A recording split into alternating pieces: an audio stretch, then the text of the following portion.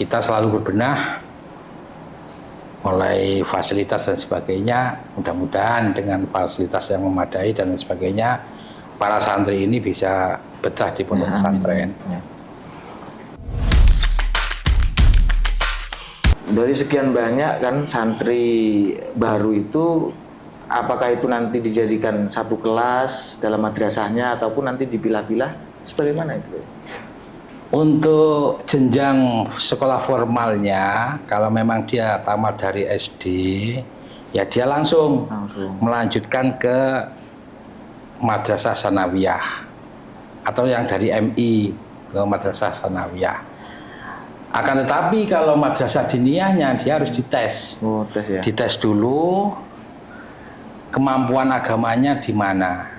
Bisa jadi dia masuk ibtidaiyah, bisa jadi dia masuk sanawiyah. Jadi di madrasah diniyah itu campur dia.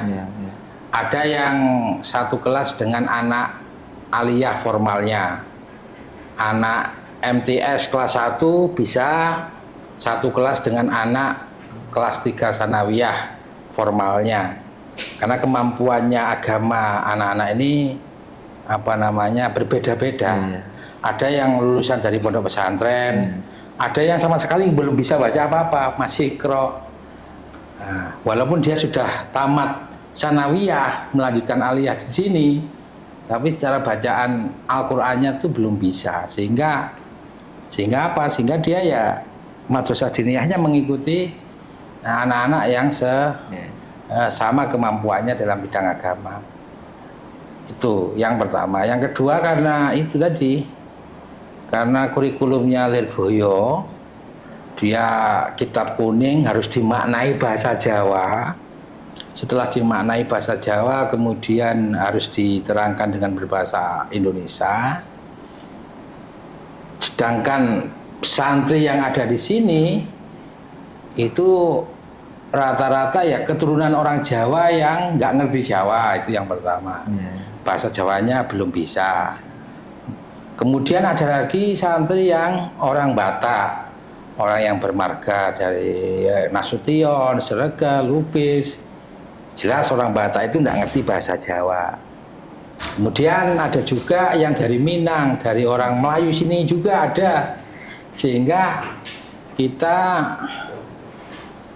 sebagai pimpinan memberikan kepada guru-guru, kepada mustahik, mustahiko agar membelajar inten untuk memberikan pelajaran bahasa Jawa kepada para santri sehingga dia bisa mengikuti pelajaran-pelajaran yang kurikulumnya memang menginduk ke Lirboyo. Untuk sekarang tingkatan yang paling tinggi sekolahnya itu belum madrasah? Kalau madrasah aliyahnya, madrasah sanawiyahnya sudah, kalau nggak salah sudah yang formal ini ya. Yang formal, MTS formalnya itu sudah meluluskan 3 kali atau 4 kali kalau nggak salah. Sedangkan madrasah aliyahnya itu sudah meluluskan 2 kali. Sedangkan madrasah diniyahnya ini baru kelas 1 aliyah, paling tinggi satu aliyah sama dengan di Lirboyo 1 aliyah, itu kalau nahwunya alfiyah, kemudian fikihnya Fathul Mu'in, kemudian ada tafsir Jalalain, kemudian di bidang hadisnya menggunakan Riyadhus Shalihin. Itu jadi mudah-mudahan nanti kelas 1 aliyah ini bisa melanjutkan kelas 2, kelas 3 aliyah. Karena apa? Karena juga banyak santri kita yang tamat sanawiyah di sini langsung melanjutkan ke pondok pesantren Lirboyo.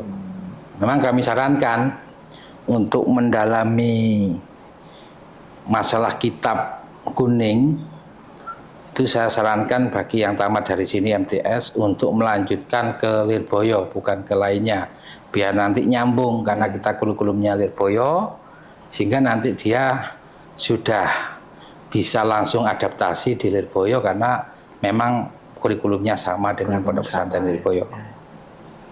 Nah, dari tingkatan untuk madrasah diniyah mulai dari SD, sanawiyah, kemudian aliyah, itu sebenarnya metode yang dipakai dalam pengajarannya itu seperti apa, Pak? Metodenya sama ya, metodenya sama dengan yang dilakukan di Lirboyo. Jadi nanti setengah jam sebelum masuk itu ada lalaran masuk sesuai tingkatannya masing-masing. Kemudian dilanjutkan oleh belajar, mengajar, yaitu memaknai kitab dan penjelasannya. Nanti ada istirahat, kemudian ada khisoh sani jam kedua. Setelah itu istirahat. Jadi kalau masalah jadwalnya itu untuk pagi habis atau sebelum subuh kita melaksanakan sholat tahajud, sholat subuh, kemudian setelah sholat subuh berjamaah kita membaca sholawat Nabi sekitar jam 6 selesai, kemudian bersih-bersih, mandi, setelah mandi sarapan pagi, kemudian sekolah formal. Sekolah formal MTS yang jenjang MTS, yang aliyah sampai jam 12 atau jam 1 lah, jam 1 duhur itu selesai. Setelah itu sholat duhur berjamaah, makan siang, istirahat sejenak. Bagi tingkatan ibtidaiyah untuk madrasah diniyahnya masuk mulai jam 2:30 sampai jam 5. Bagi tingkatan yang sanawi aliyah, madrasah diniyahnya jam 2:30 sampai jam 4 digunakan untuk musyawarah. Kitab-kitab yang akan dipelajari esok harinya. Setelah itu jam 5 selesai muratilil Quran sampai maghrib. Setelah maghrib sorokan Al-Quran sampai isya. Setelah isya makan malam. Setelah makan malam nanti jam 8:30 bagi madrasah diniyah ibtidaiyah itu musyawarah sampai jam 10:30 malam. Bagi yang sanawiyah, madrasah diniyah sanawiyah aliyah itu sekolah malam jam 8:30 sampai jam 11. Jadi anak-anak itu sudah terbiasa. Kalau awal-awalnya memang kaget karena tidurnya itu cuma sekitar 3 atau 4 jam lah seharinya. Makanya banyak yang mengeluh awal-awalnya, tapi kalau sudah terbiasa sehingga bisa menjalani seperti biasanya. Jadi tahan banting lah ya. Mungkin untuk fasilitas yang bisa menunjang kreatif santri dan lain sebagainya itu apa? Untuk fasilitas alhamdulillah kita semakin tahun semakin membenahi. Alhamdulillah sekarang sudah ada BLK, Balai Latihan Kerja Informatika, dapat bantuan dari Kementerian Tenaga Kerja dan Transmigrasi. Kemudian juga gedung mulai kita bangun, alhamdulillah gedungnya sudah bertingkat mulai dari MT SMA dan kita selalu membenahi lah untuk gedung. Kemudian kamar mandi, tempat tidur dan sebagainya kita semakin tahun semakin membenah agar para santri ini nyaman. Insya Allah nanti setiap tahun kita akan benahi apa kekurangannya. Fasilitas akan kita penuhi semuanya demi kenyamanan para santri. Tapi untuk kegiatan selain madrasah nih Pak ya, misalkan hari Jumat, ekstrakurikulernya itu seperti apa Pak? Ya, untuk ekstrakurikulernya ya samalah seperti yang di Lirboyo, ada jam'iyah. Jam'iyah itu adalah istilahnya ya mengajari para santri untuk berorganisasi. Ya di jam'iyah itu nanti ada festival lomba, ada lomba baca kitab, lomba lomba ceramah, menjadi dai yang handal bagaimana, kemudian jadi MC yang handal seperti apa, itu kita wadahi di jam'iyah. Ada jam'iyah wilayah, ada jam'iyah pusat. Kemudian selain itu juga ada belajar Kiroah juga kita adakan biar anak-anak ini yang punya bakat di situ, suara yang merdu, suara yang bagus, bisa kiroah, sehingga nanti di masyarakat bisa digunakan bisa diamalkan untuk acara-acara besar Islam atau acara-acara pernikahan. Di samping itu juga ada seni bela diri pencak silat. Karena pesantren kita ini, pesantren Hidayatul Muhtadi ini adalah pesantren yang di bawah naungan Nahdlatul Ulama NU, sehingga pencak silatnya mengikuti pencak silat Pagar Nusa, pencak silat yang dimiliki oleh Banom NU Nahdlatul Ulama, dan ketumnya pusat di BPN itu sebenarnya kawan saya waktu di Lirboyo. Gus Nabil itu ketua Pagar Nusa pusat itu pernah satu kelas lah dengan saya di Lirboyo dulu. Dari berbagai macam ekstrakurikuler itu tadi, mungkin ada Pak yang sukses ataupun menjuarai, ataupun ada nggak kira-kira? Kalau festival hadrah, iya saya lupa tadi ada hadrah juga ya. Ada hadrah juga kita pelajari di sini. Ada event-event hadrah sekampar kabupaten, kalau nggak salah juara harapan 1 atau juara 3, nggak tahu, saya lupa. Itu sudah ada. Untuk Qorik belum, kemudian untuk Pagar Nusa pencak silat juga belum.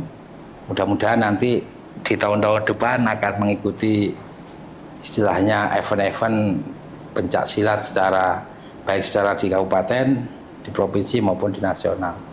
Kita tetap berbenah diri bagaimana santri-santri ini bisa istilahnya bisa sukses sesuai dengan potensi yang ada pada dirinya.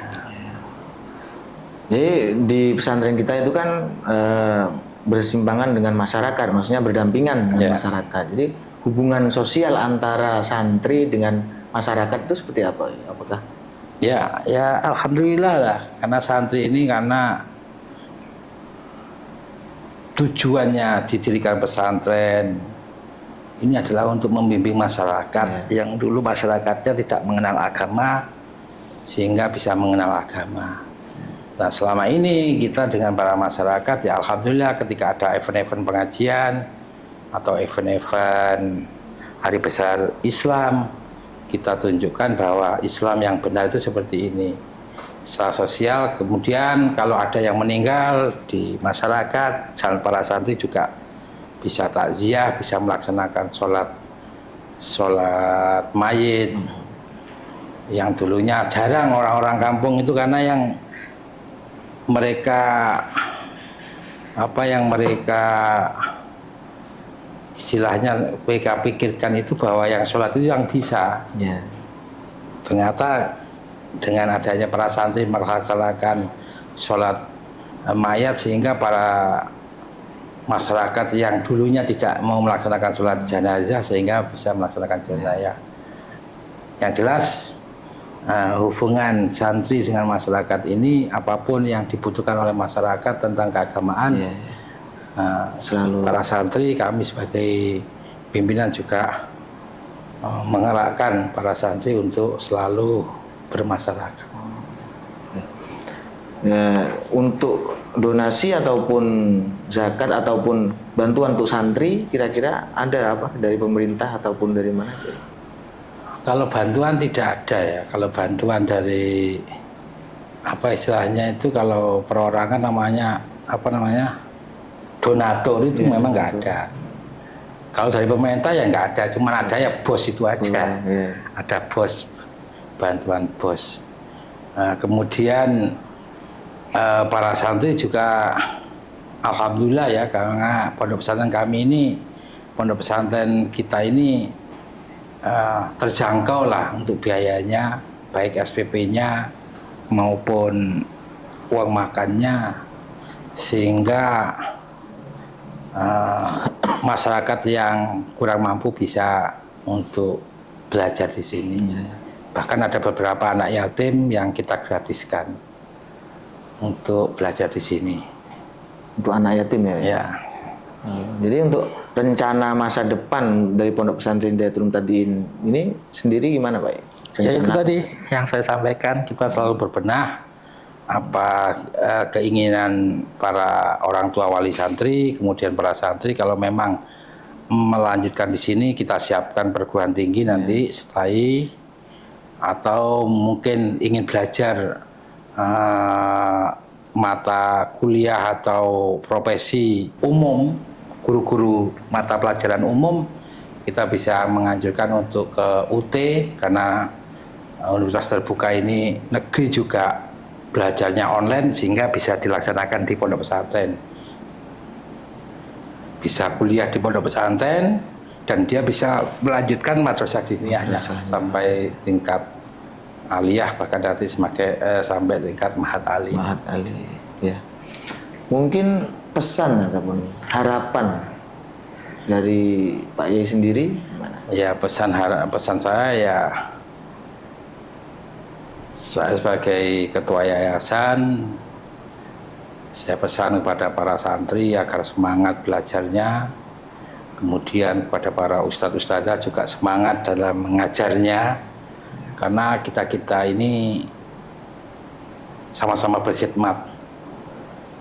Saya sudah mengatakan kepada mertua saya bahwa pesantren ini bukan pesantren kita, bukan pesantren saya, bukan pesantren mertua saya, bahwa pesantren ini sebenarnya secara hakikatnya itu adalah pesantrennya Mbah Yai Sepuh, sehingga kita mengatakan kepada para guru bahwa kita inilah pondoknya Mbah Yai Sepuh yang ada di Sumatera, walaupun bukan cabang, inilah pondoknya Mbah Yai Sepuh yang ada di Sumatera, khususnya di Sumber Makmur Tapung Kampar ini.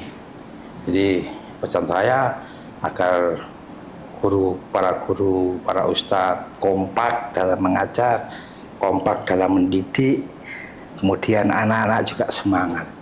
Harapan saya ya, walaupun tidak bisa 100% seperti Lirboyo, ya minimal bisalah seperti Lirboyo, mengeluarkan alumni-alumni yang handal, yang bisa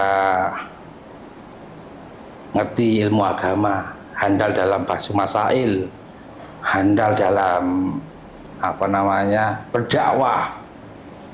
Nanti mudah-mudahan ada Gus Ikdam yang baru yang muncul dari pesantren ini. Juga di Basu Masail di LPM nanti mudah-mudahan bisa muncul seperti yang di Lirboyo itu ada Pak Azizi dan lain sebagainya. Itu harapan kami sebagai pengelola pesantren atau Yayasan Hidayatul Muhtadin ini.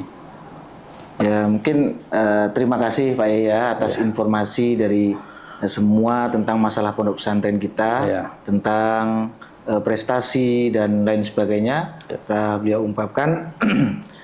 Untuk para pemirsa, inilah ngopi kita pada malam hari ini. Kami cukupkan. Assalamualaikum warahmatullahi wabarakatuh. Waalaikumsalam warahmatullahi wabarakatuh.